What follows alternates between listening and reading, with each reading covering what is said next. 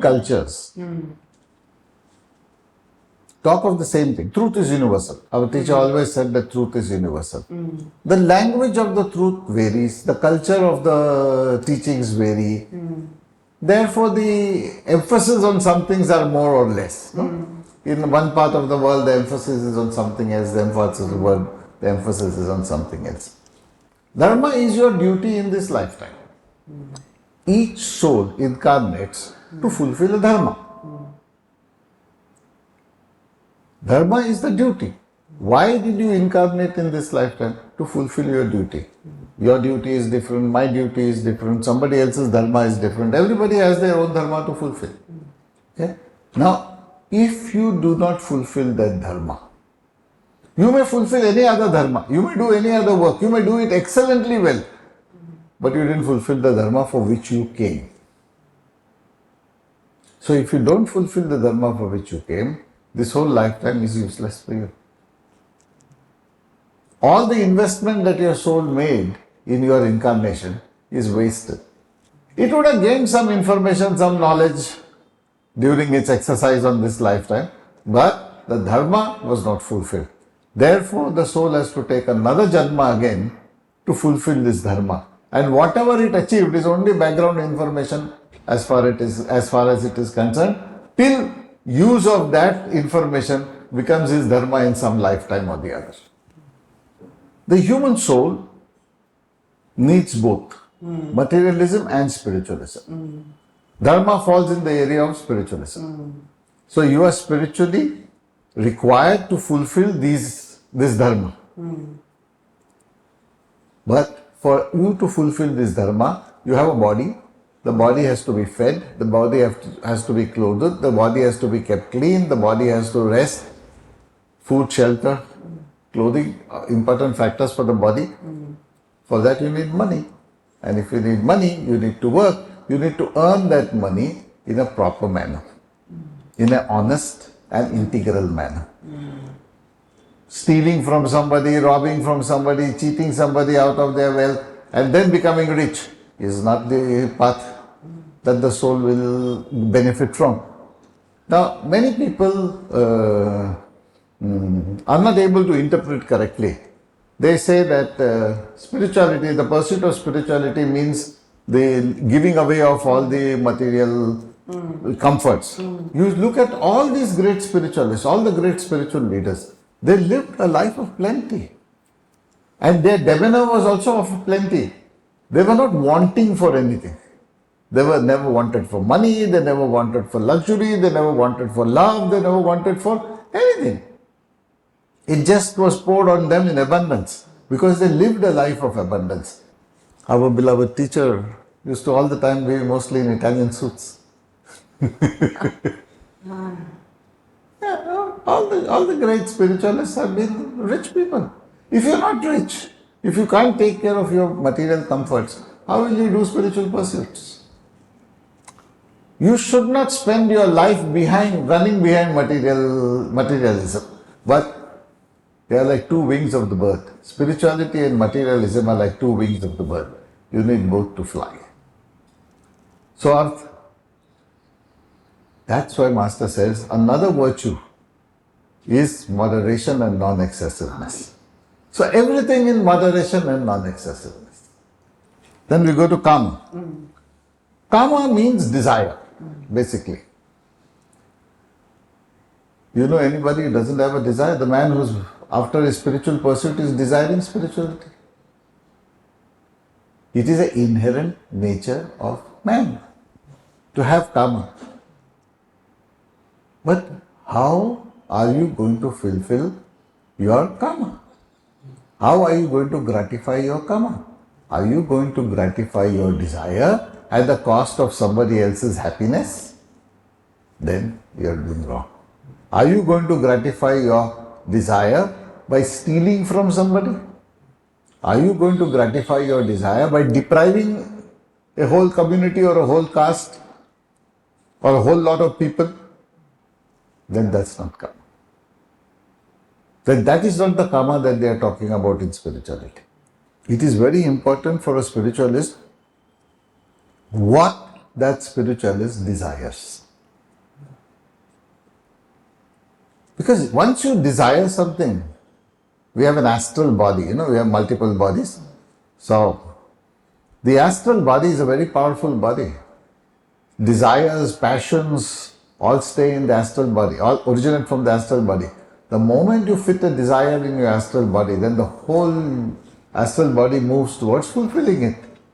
Okay, it is very important for us to decide what type of desire should we pursue in this lifetime. And every time we have a desire for something, we don't pursue every desire that we have, right? You're walking past a bakery and they just open the oven with lovely cakes in it. You desire to eat one, but not every bakery that you pass, you go eating cakes and you'll get sick by the end of the day. So it's not like that. So one has to be very careful how much energy you give to each desire. So karma is desire. Now, unless you desire, it's very important for a spiritualist to decide what he desires, because the moment he desires, the entire astral body gets into action and puts a lot of energy into that fulfillment of that desire. Now, if you desire something that is not wholesome and it's not going to help you in your spiritual pursuit, you will achieve it. But what will happen to your spiritual pursuit? You would have taken several steps back. Therefore, karma is very important. You will have karma. So, desire. Use the intellect. We also have a mental body beyond the astral body, where the intellect rests. Use the mental body, analyze if this desire is taking us on our path, then desire that, then fulfill it. Okay. It is said by many spiritual people, many spiritual gurus have said, desirelessness is one of the requirements on the path. It doesn't mean that you don't have desire. It means you don't have these desires which deviate you from your path. Okay. Normally the word desire is used for carnal desires. Eat, food, clothing, sex, possessions. It's normally referred to as desire. But desire as such, karma, the word karma refers to all desires. The one that promotes you and the one that hampers you. So you have to choose which of the desires and to what extent that desire. Again, how far are you willing to go in fulfillment of that desire? So there are many people. For example, take the case of Gautam Buddha. Gautam Buddha desired the search for truth. So when his wife was delivering his baby, the wife whom he loved so much, who loved him so much, he just gave her up and he just went away. He never saw the face of his newborn child. And after 12 odd years, when he attained enlightenment, the first thing his thought was, I must go and ask pardon from her. And he comes back and he tells her. And she says, why did you not tell me before going? You could have just told me. You think I would have stopped you? He says, no, I was not enlightened at that time. I was not as wise as I am today. It is my fault. So, taking your desire to that extent also is not good. Now, the wise men, they make a mistake, they come back, they rectify the mistake. But there is already harm done. So, just because he was Gautam Buddha doesn't give him the right to cause harm, to cause trauma. Imagine the trauma he caused to his wife. Imagine the trauma he caused to his father. Imagine the trauma he caused to his son. Imagine the trauma he caused to his citizens of his country, which is the prince. So, even he. So, there will always be consequences. To any type of desire, there will be consequences. You must see how the least amount of negative consequences. You must look for a path that has the least amount of negative consequences and the highest amount of positive contribution. Come to moksha. This universe, this life, is the university in which you study. Every time you take a birth, every time you have a particular dharma to fulfill is a lesson. And before you incarnate, it's decided what is the dharma you are going to perform. Therefore, that entire environment is first of all created for you. The parents are chosen, the financial status of the parents are chosen, the education background of the parents is chosen, the society in which you will be born is chosen, whether you will be born in a developed country or an underdeveloped country is chosen, what type of a religion you will be born in is chosen, everything, whether you are born in the north or the south is chosen. All depending upon the karma, all depending upon the dharma that you have to fulfill. So they have already booked your curriculum. And who does it? The soul does it itself. In its in-between state, between janmas, it is capable of developing an entire curriculum, what it is going to fulfill from which it is going to learn in this forthcoming incarnation. Then it incarnates. But then it has a body consciousness which may go against it. And when it goes against it, that's when the conflicts start. So it is like you go into a science college and you excel in commerce. Will you get a BSc degree? No. You will still be a failure. You may be excellent in commerce. You will have to join a commerce college and get your degree in commerce. In university, it is possible to change your college or change your course midterm, but in life it is not so. So you will eventually land up a failure, and whatever you have learned is going to be background information. Well, what is moksha? When the spiritualists have used the term, there has to be a meaning to it. Because every time, even if you finish your entire, what is moksha? You finish understanding and learning every gamut of human experience. When you come to that stage, when you no longer have anything left to learn about the human experience, then you become a Paramahamsa. You become a superhuman being. No? You become a master. Just like when we study masters in university, means you know the subject inside out, backward, front, everything. No? So like that, when you become a master in your life experiences, you know how to deal with every experience, every gamut of human experience possible. How to deal with it. Under whatever circumstances, you can still deal with it. You don't get perturbed, you don't get frightened, you don't get intimidated. You always have a solution. Then you become a master. In our culture, we call it the Paramahamsa. In the Tibetans, they call it an Arhat. So, different people call it different things. Now, once you reach that state, you no longer incarnate as a human. You have become a superhuman being. But now you incarnate in another dimension. It's like you finish graduation. If you finish, then you just stay an undergraduate. No, you just stay a graduate. You want to do post-graduation? Then you want to do a doctorate study. So you just keep going. So from the human consciousness, you move to a angelic consciousness. A superhuman being, a Paramahamsa human being, is a novice in that. At least here, every lifetime you learn something, so the next lifetime you become a much more capable person, Once you finish with this, if that is moksha, then you go to the next realm, and the next realm you are a novice.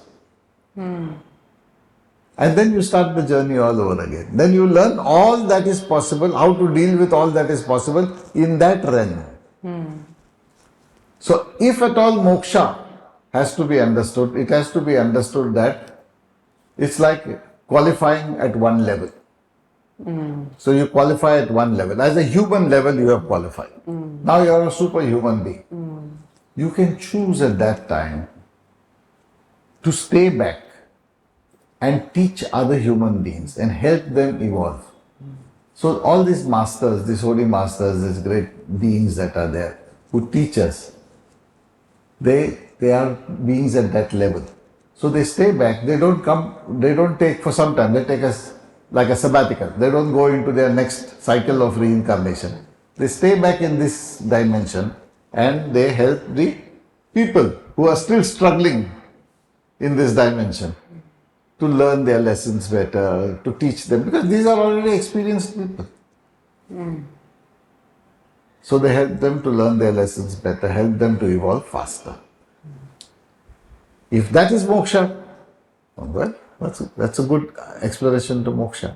Moksha means attaining to the graduation in that segment of your evolutionary cycle. Whatever is the evolutionary cycle. You may have moksha as a human, you may have moksha as an angel, you may have moksha as a paramahamsa, you may have moksha as whatever. Some deity or something. Everywhere is evolution. All are evolving. There is nobody who is stationary. There cannot be stationary in nature. Nature has nothing that is stagnant. Stagnation rots, degenerates. It's progression that helps you move forward. First of all, the first thing that one must learn is, okay, where was I born? With whom was I born? What type of a community I am born in? What is that? What are the difficulties that the people in this state face? It's not for me to run away from it. It's for me to see what are the difficulties that people in this space face. Therefore, learn how to deal with it. And that's your dharma. You don't have to learn anything. You suddenly find yourself in a science college. You think, oh, how can I do balance sheet? No, not your bloody subject. You learn physics, chemistry, mathematics and work with it. So you are in that environment already. What have you to learn? You just see, oh, I'm in this situation. Okay, right. So I got to learn how to deal with this situation. So if I can deal with this situation, I have dealt with this. And the moment you are fairly okay in this, they will provide, the beings that they will provide you another situation. You don't have to bother. We overdo our brief, and that's why we create misery for ourselves. We don't have to bother, we have to just deal with the situation. You have to learn how to deal with the situation. And always there are only fundamental things that you can do. You cannot change your environment. You cannot change your situation. You can change how you deal with your situation and your environment. That's all. So it's basically fundamental. Who cares what the situation is? Who cares what the environment is? I learn how to deal with it. Whatever comes my way, I learn how to deal with it. Everything is a human experience. That's how I become an adept. In theosophy, the term used is an adept. It's a very beautiful English word. That you're adept at doing things. Anything.